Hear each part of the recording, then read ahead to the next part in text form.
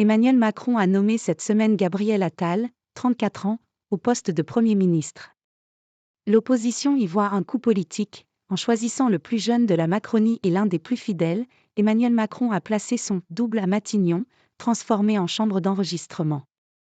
Un dédoublement politique ironisé à coups de crayon. Mardi 9 janvier, Gabriel Attal a été nommé Premier ministre par Emmanuel Macron, succédant ainsi à Elisabeth Borne. À 34 ans. Gabriel Attal quitte donc le ministère de l'Éducation nationale pour devenir le plus jeune Premier ministre de la République, nommé par son plus jeune président. À peine nommé, le nouveau chef de Matignon se trouve déjà sous le feu des critiques. Fidèle parmi les plus fidèles du camp macroniste, Gabriel Attal est souvent présenté comme le double d'Emmanuel Macron. Cette critique est relayée dans l'opposition. Attal retrouve son poste de porte-parole. La fonction de Premier ministre disparaît, ironisait Jean-Luc Mélenchon sur X le 9 janvier. Le trentenaire a en effet été porte-parole du gouvernement de Jean Castex entre 2020 et 2022.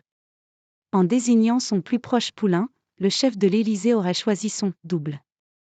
C'est ce que raille le dessinateur Rodot. Sous son crayon, le président Emmanuel Macron félicite le Premier ministre Emmanuel Macron. Spécialisé en sciences politiques, cet artiste jurassien s'est orienté vers le dessin de presse il y a un peu plus de 15 ans. Il a collaboré avec plusieurs titres nationaux, Le Monde, Marianne, Le Nouvel Obs, puis s'est tourné vers la presse indépendante, Fakir, Bastamag, Les Sportives, et plusieurs publications spécialisées.